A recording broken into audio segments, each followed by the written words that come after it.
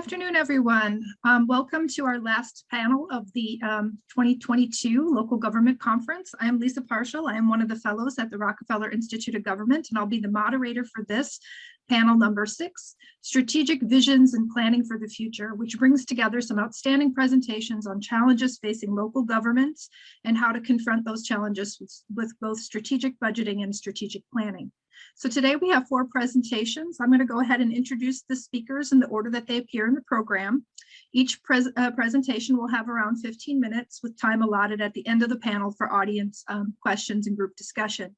If you do have a question during the presentation, you can go ahead and enter it in the Q&A option at the bottom of your Zoom screen, and I will monitor those and bring those to the speaker's attention when we enter into the Q&A period. Okay, so first up today, our first presentation this afternoon is by Kevin Bronner, a public service professor at the Rockefeller College of Public Affairs and Policy at the University of Albany, and he is a frequent contributor to our conference. Dr. Bronner's presentation this afternoon is on strategic planning for large county governments in New York State. So whenever you're ready, Dr. Bronner. Okay, thank you very much for the introduction. And my paper has to do with the use of strategic planning by county governments in New York State. So the basic research question, there's one, and then there's a secondary implication here.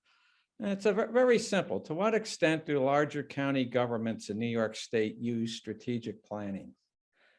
And as I talk about this, there's an implication for internal control of organizations that's associated with strategic planning.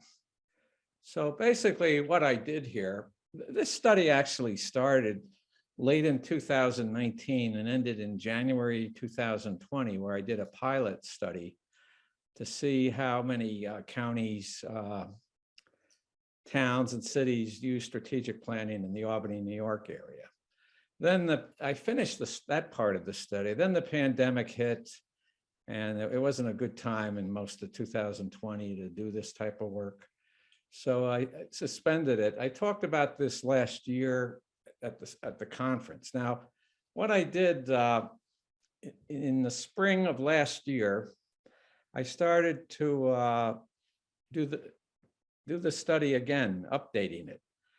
But I focused in on larger county governments. So the question I was trying to figure out was, do larger county governments use strategic planning? And the way this was done, I had Freedom of Information Law, their FOIL requests sent to the county governments.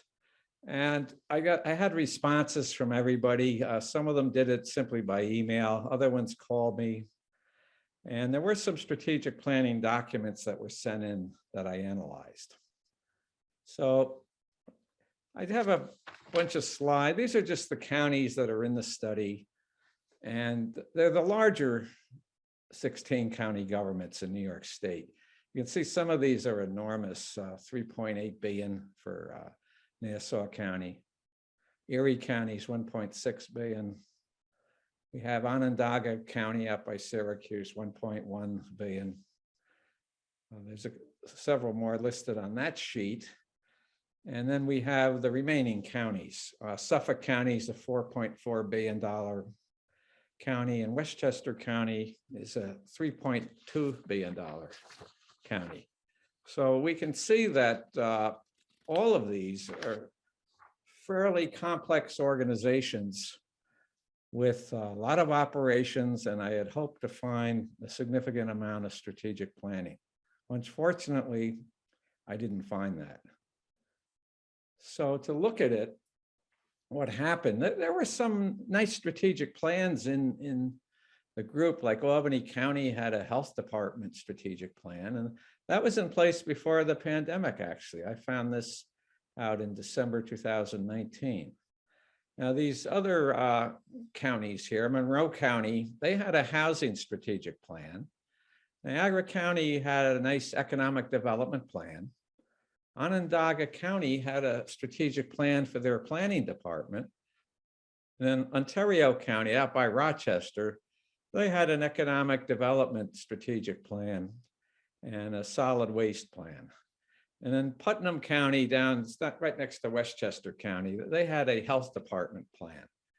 So there, out of the 16 counties, about 6 of them had some form of strategic planning.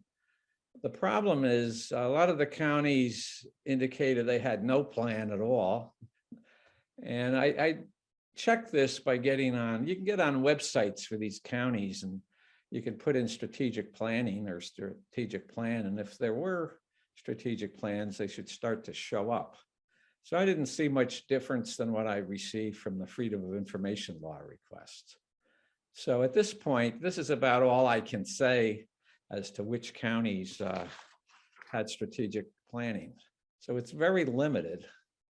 And the remaining 10 counties, they could not provide any evidence of a strategic plan. Some of them just said we don't use strategic planning. So when we look at this, I asked a real simple question. Do you have a strategic plan? And can you make it available if you have one? And about 6 of the counties indicated they had a form of a strategic plan. It wasn't widespread in the county, but the other 10 counties didn't send in any information. I heard from all of them. They either didn't have it or they just said, we don't use a strategic plan.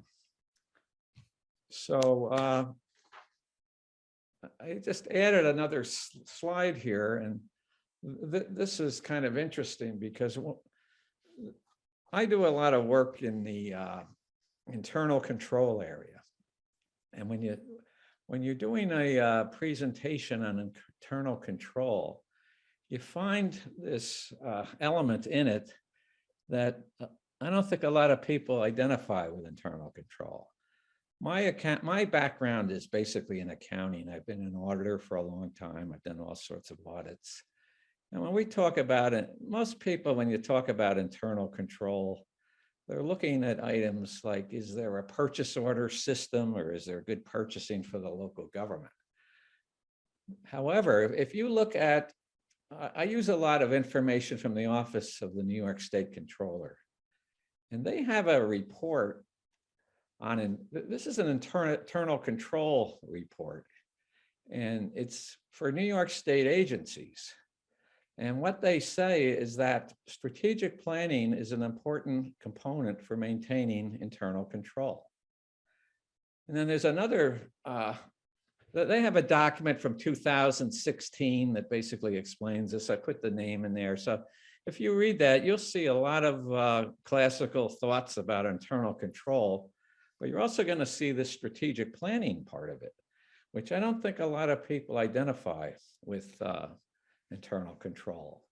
So what this means, my study, assuming there isn't much strategic planning with objectives out there, then that means there could be an internal control lapse for most of these governments that were in this study, or most parts of the governments. Like I said, none of the governments could give me a comprehensive strategic plan for the entire government or most of the big departments. So this concept of strategic planning and objectives and internal control, it's kind of troublesome if you look at a situation where you're hoping there's some strategic planning with objectives and there isn't any.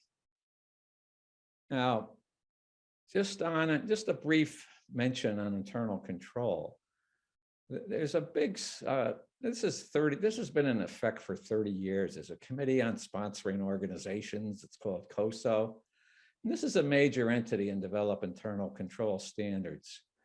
And they say achievement of objectives is a major element in developing internal control.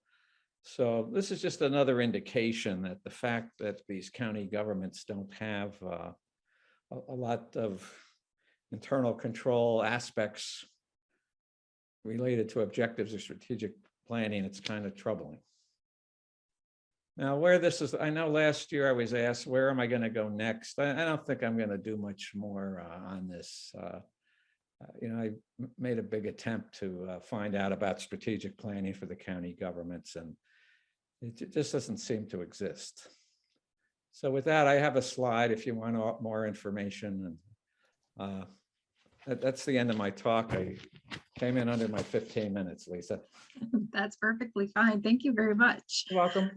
Okay, so next up then we have Aldrin Rafael Bonilla, who is the Executive Vice President of Fund for the City of New York on Representative Bureaucracy and Local Governance. So whenever you are ready. So again, my name is Aldrin Rafael Bonilla. This presentation is on representative bureaucracy, diversity, equity, and an inclusion lens on New York City municipal workforce.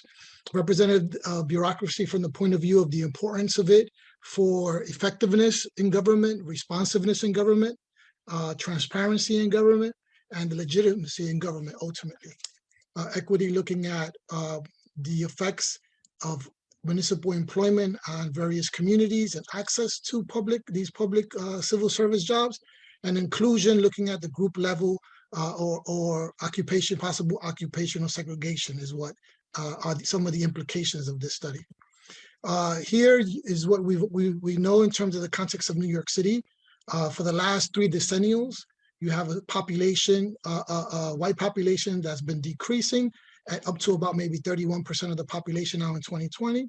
African-American population that's been decreasing over the last 3 decennials, an Asian population that's been increasing, and the Latino population that, interestingly enough, while much of the narrative is that the Latino population is increasing, it's really holding steady at around 28% of the population. If you look at 1990, it was around 27% of the population. So it's still been holding steady for the better part of 30 years. Now, what we've all anticipated about the census in terms of the previous federal administration's efforts to maybe diminish the participation in the census, many of those concerns proved true. As you can see here, the census last week, about actually maybe 5 days ago, released the undercounts in general. And the Hispanic Latino population, as you see in the very bottom, is anticipated to have been undercounted by 4.99%. A statistically significant difference between the 2010 undercount and the 2020. And you see the Asian American community experiencing somewhat of an overcount that's statistically significant, as well as the white population. So there is a need to calibrate some of the census data. So in that regard, the Latino population, if you take some of the undercounts, and this is general, right, these numbers, may even be already at 30% for the first time New York City, perhaps not having any majority population, or just populations with pluralities. I'm looking at the workforce, which is the alphabet soup for anyone in government, right? So the DOIs of the world, the CCRBs, NYSERS, OMB, HPD, DO-IT, COIB, TLC, NYCHA, EDC, NYPD. Some of these agencies are familiar or not. They represent 75 mayoral and non-mayoral agencies. In New York City, these exclude some this analysis excludes some quasi hybrid institutions like the New York City Health and Hospitals Corporation and the City University of New York community colleges, or the public library system. So for this analysis, I'm including 6 extra large agencies, right? These are agencies with more than 10,000 employees, kind of like even a mini small sized town in the United States is just an agency unto itself. You have some 6 large agencies with 5,000 to 10,000 employees, and 12 medium-sized agencies with 1,000 employees to 5,000 employees. Altogether, we're looking at around 178,000 employees out of around 300,000 city employees. So this study captures about maybe 60% of the workforce, looking at these agency types. As you can see here, the total population that I mentioned from the census gives you what the baseline numbers I'm working off of. And one thing that strikes out is the fact that with the exception of one entity, which was in the Bronx, Latinos are severely underrepresented in the medium-sized agencies in New York City, from the Department of Design and Construction, Department of Finance, Department of Buildings, Department of Telecommunications, Probation, I name it, you name it, they're underrepresented, except for the office of the Bronx County DA, the District Attorney's Office, which is pretty much on par, if not a tight bit more. Another interesting finding is that Asian Americans for many agencies are underrepresented, but they're at representation or greater representation for far more than the 12, the majority of the medium-sized agencies, which is an interesting finding. Pretty much this repeats what I've said. Latinos are severely underrepresented across all medium-sized agencies except the Bronx District Attorney's Office. The Bronx District Attorney's Office is an elected position, incidentally. Asians experience less underrepresentation and in fact exceed their population percentage in interesting ways that point to potential pipeline strategies and debunk the eligibility working age population benchmarking. So, some people might say, well, why don't you use the working age population as your denominator, but because I mentioned almost 40 years of being at 30% of the population, and seeing how for the Asian American community that similar low percent is not really affecting their representation in bureaucracy, I go with the larger population numbers. Next, I look at large city agencies. Again, these are the ones with 1,000 to 5,000 employees. And here you see again a severe underrepresentation of the Latino population across each and every one of these city agencies. You see Asian Americans, which have around 15% of the population, represented on par in about 2 agencies, the Department of Health and Mental Hygiene, and then the Department of Environmental Protection. All departments have wonderful careers, but you can imagine how fulfilling some of the careers in environmental protection and health and mental health are. You also have departments where Asians are also severely underrepresented. Across both medium-sized agencies, which I just reviewed, and now large city agencies, which I'm reviewing now, the majority of the dominant group is white residents or Black, either achieving majority status or achieving plurality in every single one of the agencies. Again, here is just a synopsis, a bird's eye view. Latinos are severely underrepresented across every large agency. Black employees represent nearly half of employees at the large city agencies. Asians experience aggregate underrepresentation in this category, yet experience near parity in the Department of Transportation, DOHMH, and DEP. Now I'm looking at extra large city agencies. These are the cities in a city, over 10,000 employees. As you can see, Latinos continue to a pattern of severe underrepresentation in these extra large city agencies. Interestingly enough, the agency that probably is most reflective of the population in New York City being served is the police department, with Latinos experiencing just under parity at 27%. Asian Americans continue a slight underrepresentation as well, but meet some close to representation in the Department of Education and just in the Department of Education in this case. And you have situations here where you have some agencies with supermajorities or close to supermajorities. The New York City Fire Department is about 63% white. And then you have agencies that, like the Department of Sanitation, with about 46% of the employees white. This pretty much is a top line snapshot. Latinos are severely underrepresented across every extra large city agency. The percentage of white and Black employees at extra large agencies exceeds their representation in the broader population. Asian American Pacific Islanders employees are significantly underrepresented at extra large agencies. You might say, okay, what is the situation with elected offices, like the Comptroller's Office or the Public Advocate's Office or the City Council? Severe and consistent underrepresentation of Latinos also holds for these elected offices, with the exception of the Bronx Borough President's Office, with the population in the Bronx that's a supermajority Latino, and barely at 50% have employees that are Latino. So when you look at the only 2 agencies out of all the 75 or more in New York City that have some type of Latino representation, both in the Bronx with a district attorney and a borough president, both elected offices. Now, in terms of male-female, you might ask, what about gender parity? Well, as you can see here, in terms of the medium agencies, there's agencies that have a majority male, and then agencies with majority female. When you look at the categories of the agencies. And when you dig deeper into the group types, this is the story of where you find pay disparity or issues of pay equity. And this becomes very apparent when you look at some of the agencies.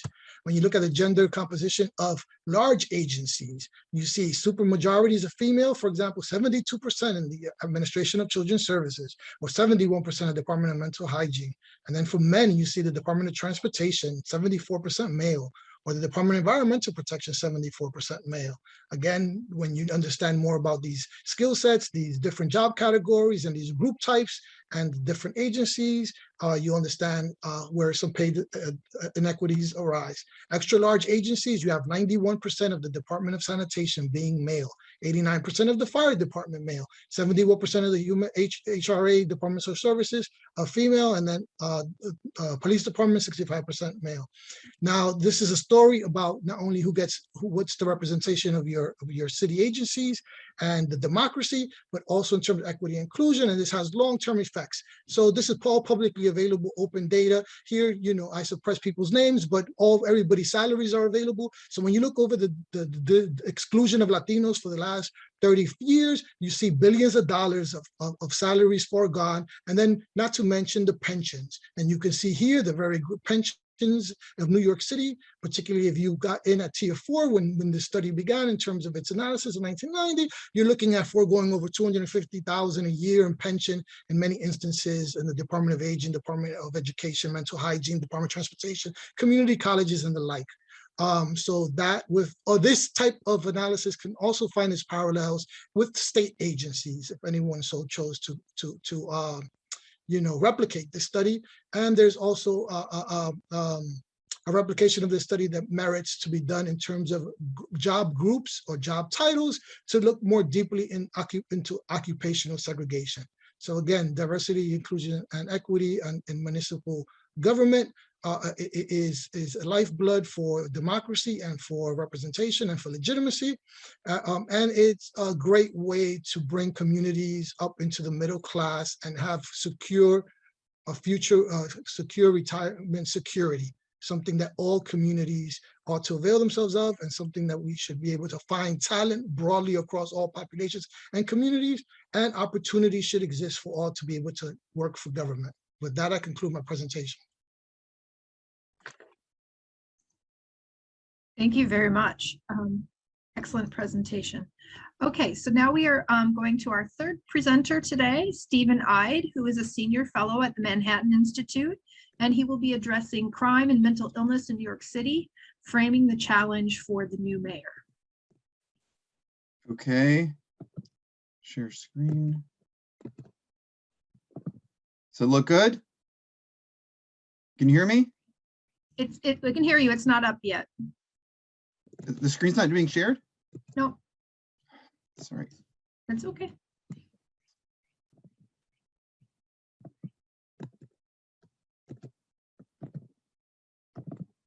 Now? Yep, you're good. Okay, I'm so sorry for that. Oh, not a problem. I thought it was ready to go, and now look at me. Okay, so well, first of all, thank you so much for the Rockefeller Institute for allowing me to participate in this panel.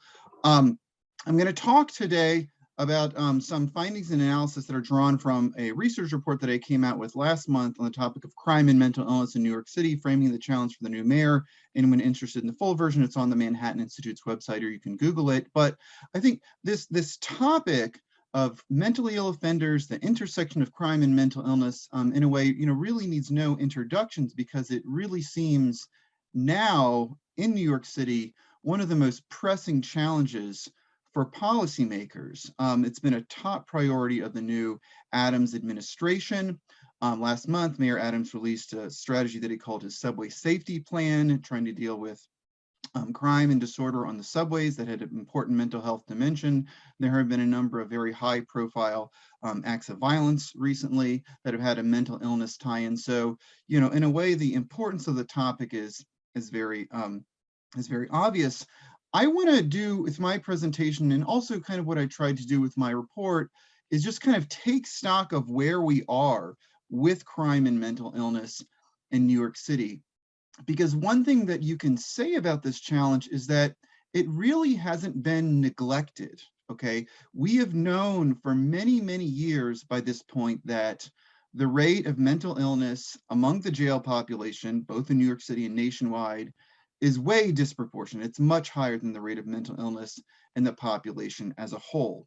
And in particular, in the 2010s in New York, at the state level and the local level, you had a major focus among policymakers on trying to do something about this problem, okay? Trying to sever the link between crime and mental illness, trying to stabilize people so that they, to reduce their involvement with the criminal justice system. So what happened, where are we at, and what does that mean for the future? Okay, that's what I'm trying to do today. So in terms of what happened, what was done, how do I move forward? I can't move my presentation forward. Is that okay? We're still stuck on the intro slide. How do I move the slideshow forward? Maybe arrow down. Okay, so again, so sorry. Okay, so it feels so stupid. Where we are. So again, what you had during the de Blasio era in terms of the priorities of both state policymakers and local policymakers is a number of criminal justice reforms that had some sort of mental health tie-in and a number of mental health initiatives that had a criminal justice tie-in. Okay, so for example, criminal justice reforms, bail reform, punitive segregation, the elimination of solitary confinement for seriously mentally ill people in the city jails in 2015, decriminalization, the downgrading of low-level offenses such as, for example, public urination that used to be met with a criminal summons, eliminate criminal summons for them, the notable decline to prosecute policies embraced by local prosecutors, and also reforms to the NYPD system of crisis response, how the NYPD responds to mental health calls. So there are a number of reasons why those policies were implemented, were pursued, but always somehow in the mix was some sort of mental health benefit to them. That was always part of the cell, that involvement with the criminal justice system, be it an interaction with a cop or a stay in jail, is mentally destabilizing. And so that's one of the reasons why we want to reduce New Yorkers' contact with the criminal justice system. And on the mental health side of things, though there are many reasons why we need to talk about mental health reform, you had always part of the cell on the mental health front that we're going to stabilize people in the community to prevent them from reaching the state of deterioration where they may, for example, perpetuate a subway pushing. So for example, in the correctional system, in correctional mental health, meaning like jail-based mental health services, you had the de Blasio administration essentially created a new city agency, Correctional Health Services, within the Department of Health and Hospitals, to expand mental health services for the in jails for the jail population. And one reason why that was done was to try to reduce recidivism amongst the jail population, because recidivism is much higher amongst mentally ill inmates than inmates without a mental disorder. And then you had the notable, perhaps controversial, mental health initiative Thrive NYC, which was the de Blasio administration's public health approach to mental health that tried to prevent serious mental health disorders from arising by taking this sort of preventative approach to mental health. Okay, so again, this is kind of like a wish list that many mental health reformers, years ago said, these are the types of things you need to be thinking about doing if you want to reduce the rate of mental illness among the jail population, or just deal with this problem of crime and mental illness. So a lot was done. So where did we wind up? Okay, so this slide right here, in a way, expresses in the most concise way possible kind of where we are with mental illness and criminal justice involvement. As you see in the far left column, the jail population went way down during the de Blasio years. Okay, so as of today, it's around 5,600. That's the jail population in New York City. So it's ticked up recently in recent years, but it's still way down from where it was when de Blasio took office. But if you move away to the right to some of those other columns, what those other columns express is the situation with inmates with mental disorders in a relative way as a share of total inmate population, and then in an absolute way. So the numbers are down. There are fewer people in jail with any mental disorder or with a serious mental disorder. But as a share of the population, it's actually ticked up. It's just as bad as ever. Okay, so you have 16.5% of jail inmates with a serious mental health diagnosis. That's almost as bad as ever. Okay, and so the problem that you have there, if you look at the very far right column, when it's the column that says 5% of ADP. Okay, so ADP is average daily population in jails, the jail census. 5% is the rate of serious mental illness amongst the general adult population. Okay, so it's commonly understood that the general adult population has a serious mental illness rate of about 5%. So if we didn't have a disproportionate rate of mental illness among the incarcerated population in New York, if the rate of mental illness in the jail population was just the same as anybody as the population outside jails, we would have had about 250 ADP as opposed to over 800. So that's what it would mean, I think, in the most definitive way to reduce the rate, to eliminate this problem of disproportionate mental illness in the incarcerated population. By the way, over 800 inmates with a serious mental illness, there is no psychiatric facility in the state of New York that has over 800 patients in it. Okay, so many people have heard this talking point, or this point that people make, that Rikers Island is one of the largest mental health facilities in America, or it competes for that dubious title with Cook County Jail in Illinois and LA County's Twin Towers Jail complex. I don't know where Rikers Island stands right now, but certainly it's host to a much larger population of mentally ill inmates than any psychiatric facility in the state of New York. So getting in a little bit more to some of the metrics of where we are. So this slide just shows that the number of people in a somewhat more granular way over 2020, 2021, number of inmates with a serious mental illness ticked up, even though it's generally down. You also, this slide looks at the average length of stay. Okay, so one problem of why jail is so bad for people with a mental disorder is that we can see in the data is that their average length of stay is longer. Okay, so and in fact, it's not only longer than inmates without any mental disorder. The average length of stay for inmates with any mental disorder has actually been ticking up in recent years. This slide shows a bit of success that the city has had with reducing recidivism among inmates with any mental disorder. Again, you can see that inmates with a mental disorder do still recidivate at a higher rate than inmates without mental disorder. However, it's somewhat down from where it was in 2015, but it's still way higher than we want it to be. Now I want to move slightly more into sort of other ways to look at where we are at with this problem of crime and mental illness. The issue of crime and mental illness, we're also talking about disorder. What this is. What do we do about disorder? Certainly, we want to do something about very serious crimes like murder, but disorder is also a very pressing challenge that you hear about from the public. My organization is closely associated with the broken windows approach to policing, and my late colleague George Kelling was one of the architects of broken windows. He believed very strongly that one way you deal with serious crime is you look at low-level crime. Now, needless to say, many people dispute that characterization. But one thing he would always say is that whatever you may think about that from a policy perspective is the public wants both. Okay, the public definitely wants less serious crime, but the public also wants something done about disorder. And it seems to me that we're probably not where we want to be with disorder in New York City. And I have a couple slides that will show what I mean by that. So first of all, you have this continuing problem with homelessness in New York City. The number of homeless individuals with a serious mental illness went up during the de Blasio years. It's now certainly over 10,000, probably over 12,000. Though most of those individuals are in shelter, clearly people can still be very unstable even if they're in a shelter. This slide represents the sort of reforms or changes that have been made to policing in New York City vis-a-vis low-level disorder. And back in the early 70s, felonies took up a much larger percentage of the total arrests than was the case during like the 90s and 2000s. You see misdemeanor arrests went up big time in the 90s and 2000s, but they've gone way back down. And that's reflective of this effort to really try to focus more on serious crime, less on disorder.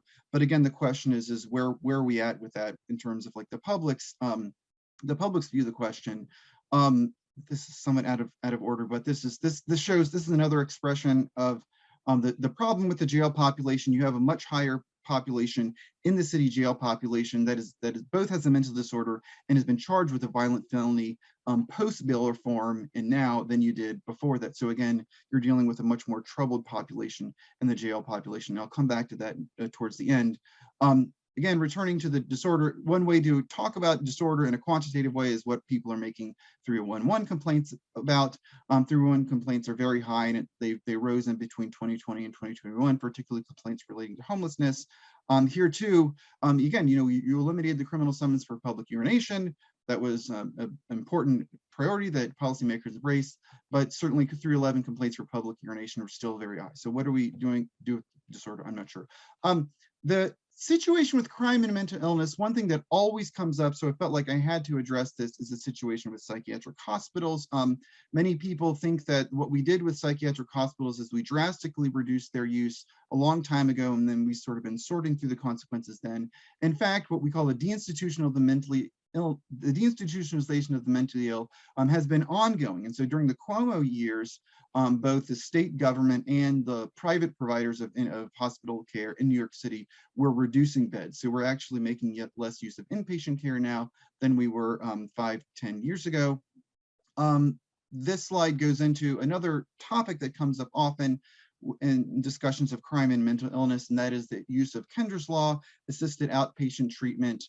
The use of Kendra's law actually went up during the de Blasio years. It ticked down slightly towards the end. It's a policy that probably New York City is going to have to be looking at making more use of, because it's one of the most useful instruments of reducing criminal justice involvement among mentally ill people. Lastly, just sort of beginning to wrap up here. So, this is just a long-term look at what the jail population looks like in New York City. And it's just, way, way down from where it was during the late 80s, early 90s. And the question then comes down to, well, how much lower can it go? And so the point I would wrap up to try to frame this as a question of planning and what this all means for the future is, there's a way of looking at the problem of crime and mental illness as kind of a subordinate problem of the larger crime problem. Okay, so you want to reduce crime more generally. There's a kind of part of that problem that has to do with mental illness. Yeah, you deal with it, but more generally, you're going to have to talk about broader strategies. I think one way in which in the future we're going to have to be talking about mental illness related crime as more central to a general crime or say criminal justice reform policy perspective is with respect to the close Rikers plan. Okay, this plan that was embraced by policymakers during the de Blasio era to shut down the Rikers Island complex of jails and replace it with a borough-based system of jails. That plan will require a pretty considerable reduction in inmates from where the population is now. The inmate population to achieve that plan needs to be around 3,000. Now it's at 5,600 or so. So you need a considerable reduction there. And I think that if you look at, again, going back to that point I made earlier about the share of seriously mentally ill people that is over that constitutes a disproportionate share relative to the general population, about 500 inmates, that's a large share of that 2,000 or so goal inmate reduction that you need to achieve if you want to push forward with this close Rikers jail reform plan. So, and if you don't make any progress with severing the link between crime and mental illness, of doing something with this problem of mentally ill offenders, then that just means you're going to have to really outperform on other fronts. So, in a way, I think that the future with respect to crime and mental illness, as challenging as it is to say this is, I think the future is probably going to be harder than the past, especially if we want to stick with all these priorities that we put in place in recent years. Okay, I'll stop right there and I look forward to the discussion. Excellent, thank you so much. Okay, and so finally, we have joining us Mark Levine, the Deputy Director of New York State Association of Counties on Building Cybersecurity Understanding Among New York's Local Government Leaders. And we are running ahead of schedule, so please don't feel rushed in your presentation, whenever you're ready. Thank you, Lisa. And I want to thank the Rockefeller Institute for hosting the annual Local Government Lab. This is an important venue for practitioners and scholars alike, and it is my pleasure to be here with you today. I've learned quite a bit already. I'm just coming off a 3-day NYSEC County Leader Conference that we held in Albany, and many of the topics that have been addressed so far today were talked about in that 2.5-day conference. So, and I appreciate it. I wish I had done this before the conference because I feel a little bit smarter. So thank you to all the presenters this morning or this afternoon. As way of background, I'm Mark Levine. I'm the Deputy Director of the New York State Association of Counties, and we are a bipartisan association that represents all the counties of New York and New York City with its 5 boroughs. I have a PhD in organizational communication with an emphasis on interorganizational network and collaboration, which I put into play every day, working with a diverse set of county organizations from across this great state of New York. Last year, and even last month, we were talking about COVID and the work that our members are doing to protect the health and well-being of New Yorkers across the state at the local government level. In fact, our county executives commissioned a book called Our Darkest Hours, New York County Leadership in the COVID Pandemic, to tell and archive the story of their experiences leading the local response to the pandemic. And I'm honored to be one of the authors of that book. Now I want to jump from COVID to cybersecurity and the link between the two, because there is one. On October 18th, 2020, during the height of the pandemic and just days away from the early voting for the presidential election, local health officials in Shenango County went into their office on a Saturday morning. This is when local health department officials were working 7 days a week, testing residents and conducting contact tracing to identify and isolate positive cases. When they turned on their computer to access their data files, they received a text message on their monitor that said their data was encrypted and their systems were being held ransom. If that doesn't present a sense of urgency, then I'm not sure what will.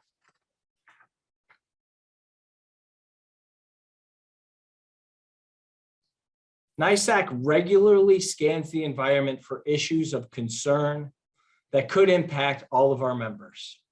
For a couple of years, cybersecurity has been on the periphery of that environmental scan, beginning right before the 2016 election, when we were meeting every couple of weeks with the FBI, the state police, the Board of Elections, and the governor's office for fear of interference in that 2016 election. Last spring, when we thought that COVID was in the rear view mirror, we asked our board of directors, our county executives, and our county administrators if NISAC should devote time and resources to cybersecurity. The answer was a resounding yes. So what did we do? We contracted with the Center for Technology and Government at the University of Albany. We developed a plan to build awareness and capacity at the county level in terms of cybersecurity. We created a team of advisors, of state and local government experts to help advise the work of the association. We held meetings and workshops with county leaders and asked them 2 questions. What do you find most challenging with cybersecurity? And what do you wish you knew more about in terms of cybersecurity? There are so many threats, they said. How do we better understand them? Where is our data? What is it? How do we protect it? We have a limited set of resources, a finite set of resources, a scarce set of resources. How do we best invest it? How can we best mitigate the risks that are out there today? What do we do if we have a cybersecurity breach? How can we have the right discussions with our IT professionals? So this is our group of advisors. We have a representative from the governor's office. We have 2 county administrators. We have 3 county IT directors. We have the Chief Information Security Officer from the state of New York, who has since retired, but she was advising our team throughout this process. And we worked with the Division of Homeland Security and Emergency Services. But we didn't stop there. We branched out and we worked with our partner associations, the New York Conference of Mayors, the Association of Towns, the New York Municipal Insurance Reciprocal, which provides property and casualty insurance for 930 municipalities, and cybersecurity insurance for 450 municipalities in New York. We worked with the National Association of Counties, and they helped give us advice, supported our efforts, and endorsed this program of work. Our goal then and our goal today is the same. It's to build a better awareness and understanding of cybersecurity, the risks that are out there, and how local leaders can be better and best prepared.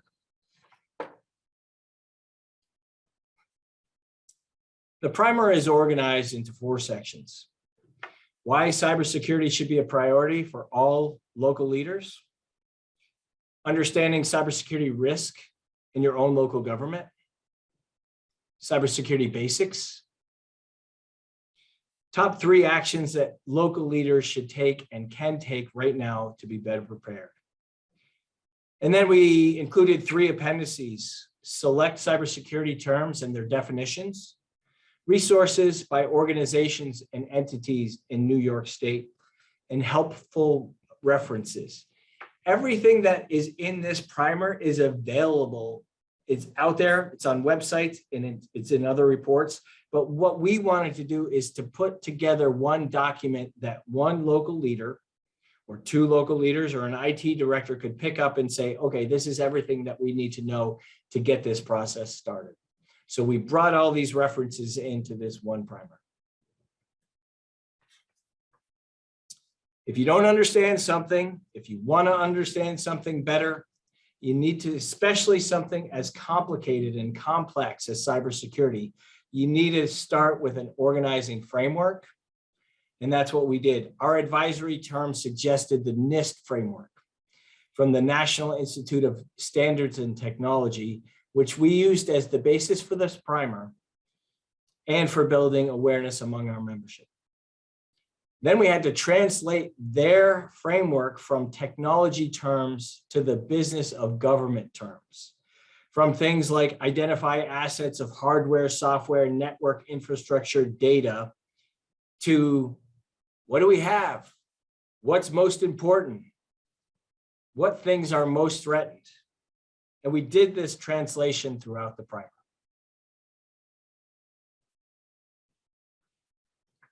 Section 2 is about the common cybersecurity questions and answers. The subheads in this section are essentially these questions, right? What does cybersecurity mean? What is a chief information security officer and what do they do? What is cybersecurity and governance and why is it important? Again, this primer is designed to bring everybody up to a level of basic understanding of cybersecurity. So what is cybersecurity? It's protecting networks, devices, and data from unauthorized access or criminal use in the practice of ensuring confidentiality, integrity, and availability of information. We're all public servants here. We are all stewards of the public fisc and the public assets, and this is all part of this initiative. What is cybersecurity governance? Common cyber attacks, malware, phishing, social engineering, distributed denial of service, spoofing, advanced persistent threats. If you don't know what these terms are in the primer, and these are designed to bring everybody to bring local leaders to this awareness. What are the outcomes of a cyber attack? What are the cyber attackers trying to do? The outcomes are data loss, their disruption, their destruction, and their disinformation. some of the best practice, technology best practice in terms of protecting against a cyber attack, anti-malware software, and host-based firewalls. MFA, if you haven't heard this term, you will hear this term, multi-factor authentication. To even qualify for cyber insurance, local governments have to deploy multi-factor authentication. Regularly updating your software and hardware and your legacy systems. Those are the systems, those legacy systems are the ones that are most vulnerable. Have a regular and robust backup program. Back up your backups. Limit access to administrative accounts. Make it a normal practice to lock devices. Enforce a stronger or strong password policy. Assess employees' response to phishing. Counties across the state and many local governments are doing phishing expeditions against their own employees to make sure, to raise the awareness, to make sure that employees are not clicking links that they're getting in their emails from people that they don't know.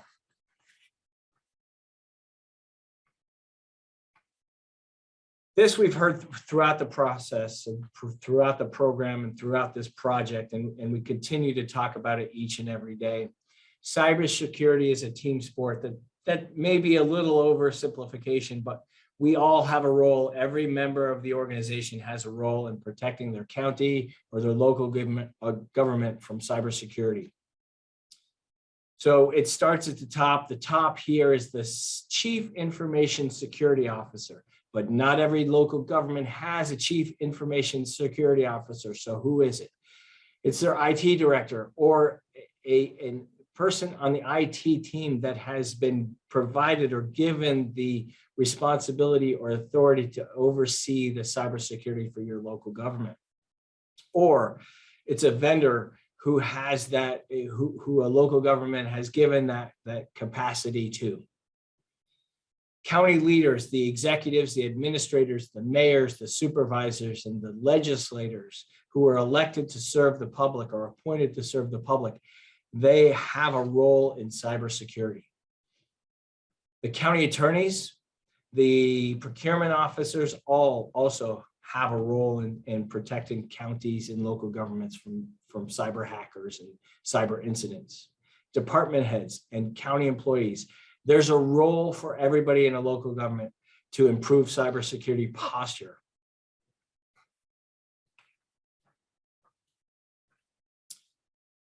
Things to consider before procurement. Local governments, counties and local governments buy systems and software for the full range of business of government. Are they asking the right questions before they enter into a procurement contract? Is the data, how is the data collected? How is it stored? How is it used? How is it shared under the procurement agreement? How is it protected? Who owns the data and who's responsible for it? Does the vendor provide software or hardware for the local government use? Who has access to this software or hardware? Is the vendor handing over that access, or are they retaining some of that access to the software and hardware? Who's going to update that software and hardware when it needs to be updated or patched? How does this particular piece of hardware or software connect to other systems in the local government? Who is responsible for making sure it has been built or there are built-in protections from being exposed to outside entities? Does the vendor process payments, credit or debit cards? And whose data is this data? And what protections are built into this process?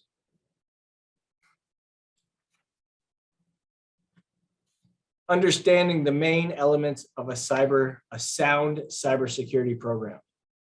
What's the county or local government cybersecurity plans, and what are the government-wide actions that need to be taken or have been taken? What are the cybersecurity policies and governance documents that are governing the way we treat cybersecurity at the local government level? Is there an incident response plan? If there is, does it have all the components it needs to be a sound cyber incident response plan? And finally, is there a disaster recovery plan? And what's the continuity of operations plan? What's the COOP for the local government if there is a cyber breach?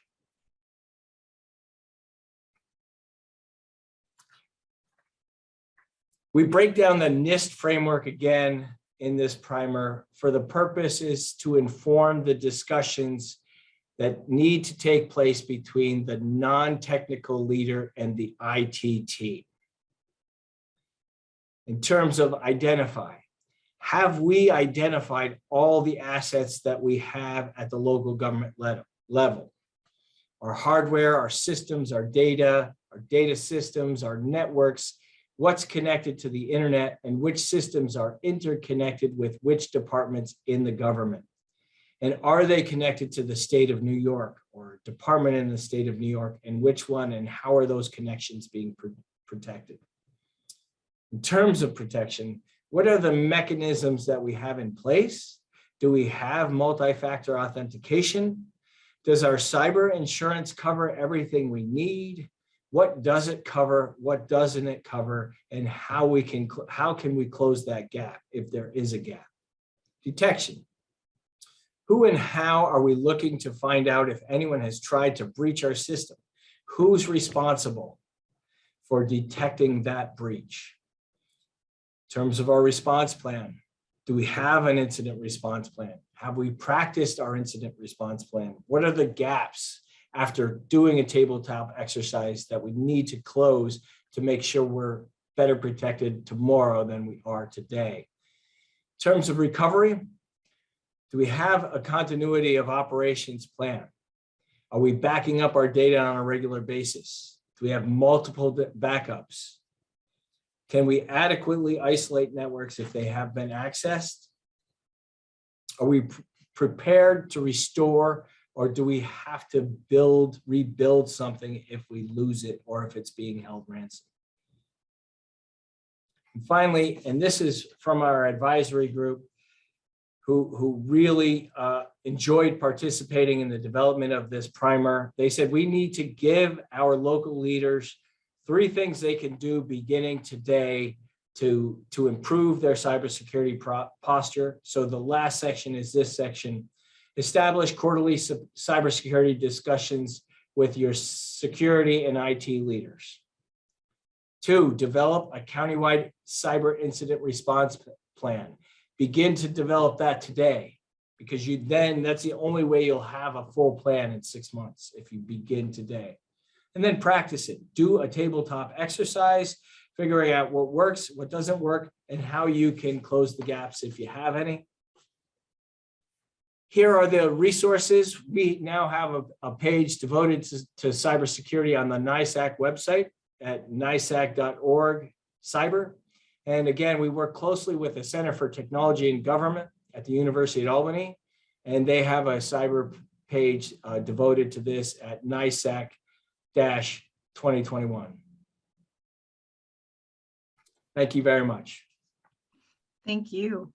I would like to invite the panelists, if they wish to, turn on their cameras. And we don't have any questions in the Q&A yet, but also to invite those in attendance. If you have a question for one or more of the presenters, please feel free to drop it into the Q&A. I do have, to get us started, just a few observations and questions of my own. And please do, we can make this a dialogue. So if anyone wants to jump in on a question directed at someone else or respond or dialogue, please feel free to do that. So Kevin, I'll start with you as the first presentation. My question to you is it possible that strategic planning is going on outside the creation of formal strategic vision planning? I mean, is it being done through budgeting? I want to hear what your answer is, but I'm also curious what Mark's answer might be. I mean, his presentation in some ways suggests that a lot of this planning may be coming through municipal associations who are providing key guidance on policies or trainings to municipal officials in order to think, strategically across a broad domain of policy areas. So, Kevin, what do you think? Is it possible it's being done, but it's just not being documented in these plans? I think that could be true in some instances. For instance, a department may have some objectives that it wants to try to meet. And of course, when I send in the FOIL request, I have to send it into like the county executive's office. Now, most of them, it sounded like they were making a good effort. They'd say, I got to check with all my departments. So it's possible that there could be some objective setting or even a strategic plan in some departments. And I found some of that. So that would be my answer to that. But I didn't find the widespread use of strategic planning. And when you do, you should be able to do a internet search on the county website, put in, like if I'm in Albany County, put in strategic planning and see if you get anything. And it really didn't provide a much more backup to say that there's a lot of strategic planning going on. So that'd be my answer, Lisa. Out of curiosity, Kevin, how far back did you go? How far back in terms of time? Currently, yeah, there was. Yeah, that's a good question, because there was one county said they used to have one, but they don't have it anymore. And I think I'd have to check my notes. So, I have a lot of notes on this. And I think it was about 1990, one of the counties in Western New York said they had a strategic plan, but they no longer maintain it. Okay. So I know that Oneida County under County Executive Pacenti, whether it was the last election or the previous one, he did a fairly extensive Vision 2020 that was it was countywide. So all departments participated in that strategic plan. And I think it's called Vision 2020 in Oneida County. And I don't know if you can get access to that plan, but a Google search will turn up Vision 2020 in Oneida County. Okay, I'll double check that. I spoke with them specifically. Yeah, it was a pretty extensive, because we did participate in that. And then another one I would point you in the direction of is Ryan Mann in Onondaga County. All right. And they completed their last one in 2015, but they are looking to update that. So it's relatively recent, but I would say that probably COVID put an end to all strategic planning initiatives. But I wouldn't be surprised if those will restart over the summer. Those counties who had either had a strategic plan or were in the process of doing one. Yeah, there was some discussion about this even last year in the spring. We're still in a COVID era, so we don't want to be bothered with strategic planning, or even with my FOIL request. But so there could be some of that going on here. Thank you. I'll check those two, and I have a ton of emails and phone calls and notes on all these counties. I'd like to see them, more of them have it, and I hope they do. I was hoping to find out, and then I was going to analyze them all, but. Yeah, we could certainly be helpful if you want to send a note to us, and we could reach out. Okay. Yep. If you're not going to end the project, I know you had mentioned maybe ending the project, but there might be some. Okay, well, maybe I'll take a look at it. And I was in a session this morning with Mildred Warner and staff from Cornell University, and they had some indication that they took a survey, and they said about 25% of the respondents indicated they have some strategic planning. Mm-hmm. So the first thing I did, I sent her an email a little while ago asking her, could you provide and they had about 30 counties, I believe, that responded to the survey. So I asked her, could you give me the names of the counties that said, indicated in the survey that they'll use strategic planning. So maybe I'll get some more information there. I think Stephen wanted to jump in. I actually had a question about cybersecurity, if that's okay. Oh, please, can we just? Yes. I'll get through mine if you wanted to before. Sure, yeah. I'll just go through my quick questions. Yeah. And one last question, Kevin. Just curious also, if you utilize the audits of the OSC specific to counties, I know I've looked at them through villages, but this is partly my own edification. Is strategic planning something that the OSC looks at when they do their audits on either policies and procedures or performance review? Or is it something do they even look at it at an ad hoc basis? I follow the audits regularly. There's like 4 audits every week that they publish. Right. I just did a lot of work on them for another organization the last few weeks, and there's not really much on strategic planning because there isn't any requirement to do strategic planning. There is for New York state agencies, Mhm. And I've had that for about 25 years. And I've worked on some of the strategic plans back in the 90s where we had to implement them. But there isn't any requirement for a local government to have strategic planning. So the state controller couldn't do an audit. You know, they couldn't say, you know, part X of the New York State town law says you have to have a strategic plan and we're going to check it. Right. Okay, thank you. And then Aldrin, I had a couple of questions or clarifications for you. I mean, I think you have such important research here. I guess two related questions, and thinking about the lack of diversity kind of in combination with which I teach public administration, thinking about like the silver tsunami. I guess, you know, how do we increase diversity across agencies as we recruit the next generation of public employees? And then related to that, I'm curious whether you diagnose the problem as one of access and barriers to minority hiring, or is it we need to do better at recrafting public service to attract a more diverse array of workers, or is it both? Hi, Lisa. Sorry, Aldrin had to step away for the rest of the meeting. I'm so sorry. Thank you. I'm so sorry. I didn't realize he was gone. Okay, so I will skip then. Stephen, again, excellent job capturing the problem and the challenges Adams is facing, as if he needs more challenges, right? But I'm wondering if you could speak a little bit to the political pressures in terms of evaluating how he's going to respond and perform on these issues, both in terms of the impact for his own political, future, but also maybe state politics as well. Kind of a sticky issue, I think, criminal justice reform for Kathy Hochul, or if you want to come at it a different way, how do these political pressures that are playing out, how do they affect, your work as somebody who's working on a specific policy problem and trying to help solve the criminalization of mental illness? Yeah, well, I mean, I work at a public policy think tank, so of course I normally have no opinions about politics at all. It's just your well, I mean, politically, I think it's not clear, what's possible. The state legislature, he's made very clear that he wants changes made to bail reform, but at the state level now, there's been an equal firmness of saying that we're not, doing that right now. I think, in the case, so it's such a complex issue, what you do in the criminal justice reform space, what you do in the mental health reform space. To some extent, those there may be things may align politically differently, and things might be more or less possible to do in those different. So that's another judgment call that he's going to have to make. Like maybe at a certain point, if what he wants to do in criminal justice, or what he wants to ask the state to do of a criminal justice reform nature, he doesn't get any more with that. Maybe he might like to just focus more on saying, well, if you can't help me there, maybe can you do more for me on the mental health front? That's something that I mean, so much on mental health really flies below the radar. It's so much less understood exactly what we do policy-wise, in contrast to, say, criminal justice reform, that, maybe just by virtue of that, there's more potential to do more. Interesting.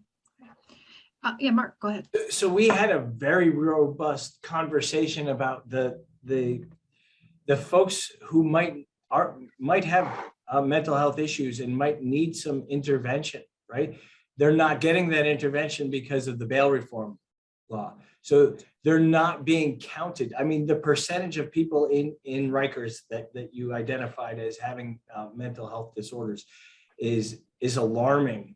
But it misses the folks who might be arrested and be given a ticket instead of being processed and having some sort of help through the criminal justice system. Have you thought about that at all? I'm just, You're saying what happens to people if they just have no contact with any system at all? They just get a ticket. Yeah. They get a ticket for whatever it is because of bail reform. They don't go through the normal challenges of being arrested. Well, I have a lot of interest in the sort of history of mental health care policy. New York State used to have over 90,000 people in asylums back in the 1950s. The asylum state system in New York used to be a third of the state budget. Can you imagine that? And the 40s just running mental hospitals. It's a hugely different. But when we phased that out, there was a hope that we would create. There were people in that government system that could be better served in other systems, especially community-based systems. We want to put them into the community. Well, what did the community look like? Well, for a lot of people, it looks like the subways and the streets. So they're not in contact with any system right now. And clearly that's not. My fear is that with the very aggressive push on criminal justice reform, there's been a hope that people who will be better served by other systems will get connected with those systems. But then what happens if people who just wind up connected to no systems at all? I hope that's a lesson that we learn from the deinstitutionalization of the mentally ill, but it's certainly a concern I have as we continue to push forward with criminal justice reform. I would say our county leaders have that same concern. And then turning to the last presentation, Mark, I thought that was just really a fascinating look at how municipal organizations help guide, municipal performance. You touched on the public trust, the cost of cyber threats. I'm wondering what other motivations are there for NISAC's focus here? I mean, is the state just not providing this guidance? Are you getting out of front of a situation in anticipation that municipalities are going to be facing more accountability in these areas from state or federal mandates? Just curious. It didn't come from an accountability standpoint, actually. It came from COVID is over, and the last thing we want to do is stand up an emergency operations center because we've been breached, because we have a major cyber breach. I mean, we've seen it, it's happening. The city of Albany, Shenango County, Schuyler County, Erie County Hospital, there's dozens of examples of where this has happened. It's not a matter of if it will happen to a county or local government, it's when and how we can best be prepared for that. So we're playing defense and we're helping our members play defense here. That's really what is motivating us. COVID, it affected everybody. And cyber won't probably affect everybody at the same time, but it is affecting everybody. The other thing is we don't have the capacity. Our IT departments don't have the capacity to do this on their own. It is a concern for state government.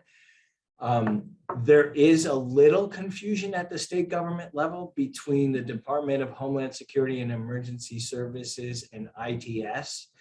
It's much better than it was 4 years ago, but there's still who's in charge here type of question and discussions. The state did set up a joint security operations center in Brooklyn just last month. So they are very concerned about this. They're not trying to mandate it, but they are concerned about it. And at the county level, there are multiple systems, department by department, that are connected with a state system. So our local DSS, our local social service districts are connected to state systems, the WMS system. Our boards of elections are connected to the state board of election. Our sheriffs, our DAs, we all have connections, or most have connections into a state system. So the state is concerned about that, all those connections, but we're also concerned just, that the attempts are happening on a regular basis, and sometimes Log-J4 at the end of 2021, and now the Ukrainian and Russian conflict. So there are real threats out there, and we're just trying to help our members at least get to baseline and then build from there. Right. My last kind of observation is just to say, I think building off that, how much all of these presentations, I think, really brought home and speak to the enormous pressures on municipalities over a whole range of policy problems. So we still don't have any questions in Q&A. I'd again like to invite you to ask each other questions, and now I'm out of the way, so I'll get out of your way, Stephen, and let you go at it. Yeah, I wanted to ask about cybersecurity. So what, in terms of the ransom question, what is state government's role here? Because I mean, I don't know that much about how this all plays out, but I used to research municipal bankruptcy. And in most states, when you have a city that's really on the brink of bankruptcy, there's a lot of pressure for the state government to somehow get involved. Okay, not every state, but a lot of states, that's how it works. So in terms of the way these hackers operate, you know, I could see them saying, well, you have some modest county government out somewhere, like maybe, you know, they're probably not this sophisticated. I could probably, you know, hack them. But maybe they don't have a lot of money. But wait, what if they can say, go to the state government and say, guys, I got to pay this guy out, otherwise all my systems are locked up. I mean, that's it seems to me, based upon the municipal bankruptcy parallel, that maybe that would not be an irrational way for a hacker to look at one of these local governments. Well, hopefully they don't. Hopefully they don't look at it that way. They somewhat look at it like, yeah, this government, this Hamilton County is a pretty small government. They do have access to taxpayer funds. I don't think they're thinking of it in terms of having the state come and bail them out. But you know, especially the Shenango County story that I told, their first phone call was to the state dishes, the Homeland Security, and state police showed up within hours and took all their servers so they could get all the data and do the forensics necessary to figure out who it was, right? So the state does have a role right now in helping the county recover as quickly as possible. And because it was so close to the presidential election, and because we were in the midst of COVID, when the state was relying on county data in terms of tracing and positive tests and things like that, there was a rapid response there. And they were up and running within a couple of weeks. They were up and running for the election within the days necessary to open up early voting. So yeah, the question again was so this, in terms of paying ransom, you have the Department of Financial Services, which oversees the insurance department, would say don't pay ransom. You have most of the county legislator or state legislators, the senators and the assembly members, there's some bills in there that prohibit a local government or a county from paying ransom, right? The idea is we don't want to incentivize the hackers out there to make money through this process. So, but then you have insurance companies, and we help run an insurance company, right? And so the insurance companies will sometimes say, hey, this is going to be easiest if we just pay the ransom and get the data back, right? Because otherwise we're rebuilding networks and systems and trying to make sure our backups are the right backups and timely backups. So there is a little push-pull there in terms of paying ransom, but by and large, we're trying not to pay ransom. That was a long way to answer your question, Stephen. I hope that was okay. No, and I would, in the case of fiscal distress, a similar thing happens where states, they try to plan for fiscal distress, pass laws or whatever, but sometimes the emergencies, they just have their nuances and there's a sense of urgency. And so we just have to decide at the moment what we're going to do. Kevin, did you want to say something? Yeah, thanks, Lisa. Mark, I just had a couple observations and questions. The first thing, I put on the chat room my email. Thanks. Yeah. If you want to go out to your counties and ask them to send it to me, that'd really help me a lot. And my goal here, I want to have strategic planning, but it's there. And I can, if I don't hear anything, I can easily email the 2 counties you mentioned and check it again. Now, on your talk, I had some of these are questions. Do organizations have like a cybersecurity drill like we have fire drills? How we have a fire drill in a building or a school? Do they have anything like that for cyber? They don't. They don't have that, but we're encouraging them to do that. They're called tabletop exercises. Dutchess County just went through one with the Division of Homeland Security and Emergency Services. So dishes at the state level is offering local governments, mostly counties, but other local governments as well.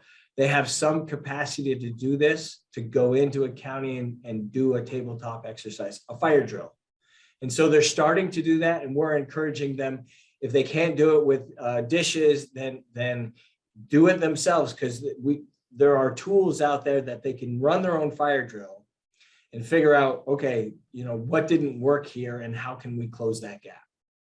Okay, my next question, I've spent a lot of time working on utilities, and I'm not going to name any organization. I'm going to try to be a little vague on purpose here. There's an organization around here that coordinates the electric system in New York State.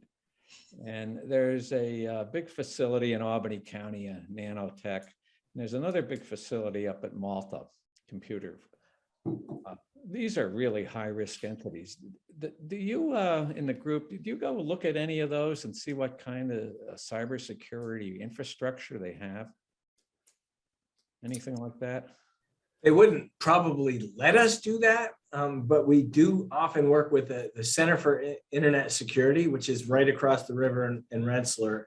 And so the ISO doesn't, they have very sophisticated cybersecurity systems. Right. Right.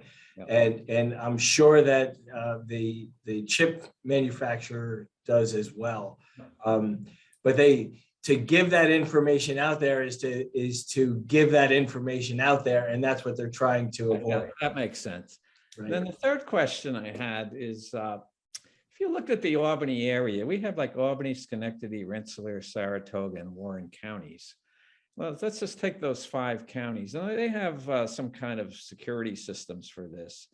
Is there any benefit, and they're all going to be separate, I would think, is there any benefit to aggregating groups of counties and coming up with maybe a greater security plan for them? Is there any talk ever about doing, there's pros and cons. If you have 5 separate ones, then it's harder for the 5 hackers have to figure out 5 things. But I was just wondering, if you aggregated counties, is there any benefit? And maybe they can build a giant super plan to stop the encryption or whatever.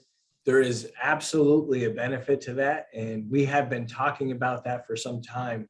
But the governor created, she stood up last month, the Joint Security Operations Center in Brooklyn with New York City and the 5 biggest cities, right? New York City and Yonkers and Syracuse and Albany and Rochester and Buffalo.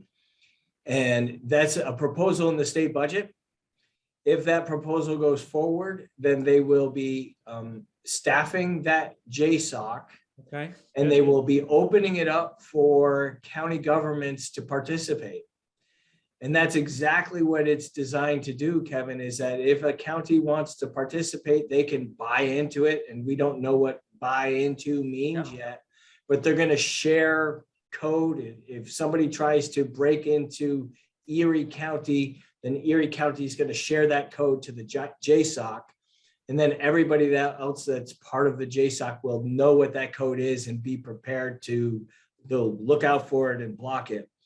And the second part of that is to share services, is to use the joint procurement of New York City, the state of New York, and whoever is participating to drive down the costs of things like endpoint detection and phishing exercises and backup and recovery technology systems. So great idea. Thank you. Yes. It all just came to mind through your talk. I mean, I haven't studied this much at all, but your talk was very thought-provoking, I thought. Thank you.